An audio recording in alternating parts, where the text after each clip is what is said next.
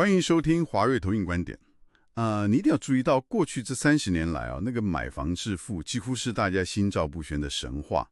但我们现在其实正在站在一个时代的拐点，这个曾经无往不利的策略正面临大重组。所以今天我们要来解读由瑞银撰写的报告。各位听众大家好，这份报告最核心的任务就是要带大家探讨一个正在发生的巨变，也就是高达数兆的资金到底是如何悄悄从房地产这个旧水池搬离的。哇，所以大笔资金现在是转向哪里？其实就是转向股市，把它当作未来的核心财富蓄水池。也就是说，这听起来就像是把资金从一个开始漏水的旧水库，硬生生引导到一个能灌溉新质生产力的高科技农田里。对，这个比喻很精准。可是这座股市新水库真的够稳固吗？毕竟过去很多人对市场的印象，就是高波动，然后很爱炒作嘛。这是个好问题。股市要撑起这个重任，其实这份报告的总体板块有分析到，背后是有2大国家战略支柱的。哪2大支柱？第一是推动科技自立自强，第二则是为了弥补养老金的缺口。为了达成这些目标，这座水库的筹码结构已经悄悄改变了哦。怎么个改变法？如果我们拆解当前 A 股的数据，会发现国有法人加上散户的持股合计已经占到了总市值的 57%。等等，国家队能稳定市场，我完全理解。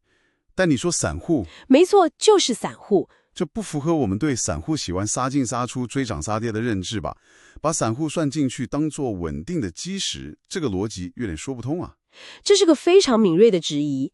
单看散户确实是高波动的来源，但这份报告强调的是这个 57% 的组合效应。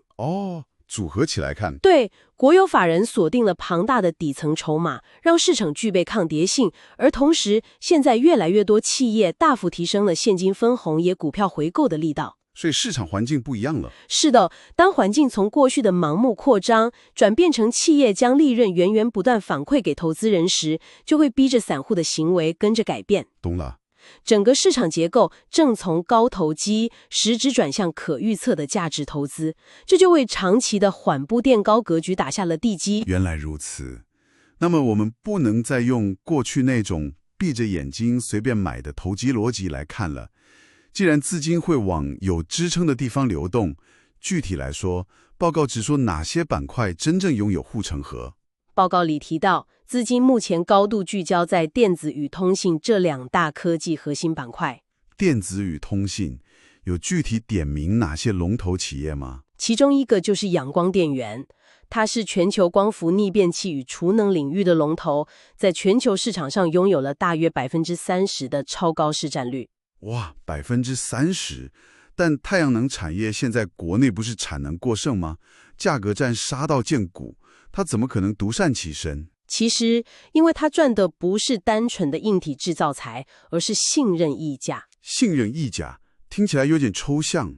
就是说，在海外市场电厂客户最在乎的不是机器便宜那几块钱，而是电网的绝对稳定性。也是啦，出问题就亏大了。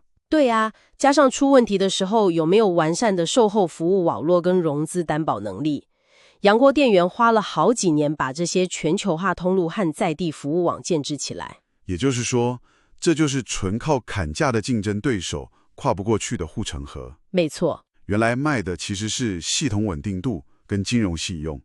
那报告点名的另一个板块呢？另一个焦点板块是传统制造巨擘，也就是中国船舶。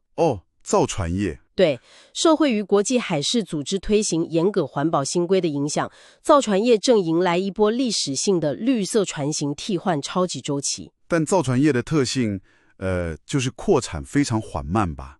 也就是说，供给端的弹性很低。是的，完全正确。那一旦这种法规带动的刚性需求暴增，这个护城河至少能守好几年咯。看得非常准。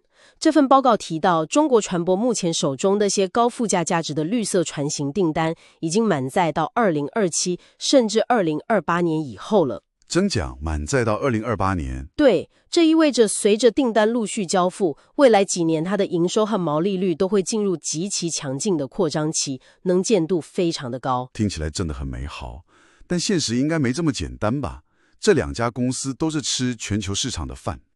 风险当然还是有的。对啊，现在地缘政治这么紧张，关税壁垒又越筑越高，这难道没有隐忧吗？事实，这也是我们必须正视的现实。在报告里的风险提示单元就揭示了3大潜在风险，哪3个？分别是全球总经放缓、地缘政治摩擦以及汇率波动。这些宏观杂音的确会对高度全球化企业的海外出货或是外资的配置节奏造成阶段性的干扰。也就是说，短期内的上下震荡绝对跑不掉。是的，但如果把时间轴拉长，这些短期的逆风反而发挥了清洗浮尔的作用。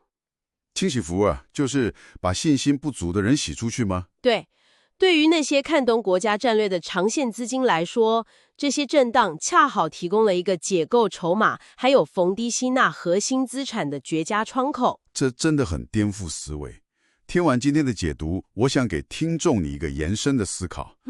在这场50年一遇的财富大转换中，当资金正无情地从旧神话撤出，你的资产配置是不是也需要跟着时代的拐点来一次彻底的重新定位？以上是今天的重点摘要。如果您喜欢我们的内容，欢迎追踪华瑞。若您对加入华瑞有兴趣，或是想要与我们进一步联系，欢迎随时与我们联络。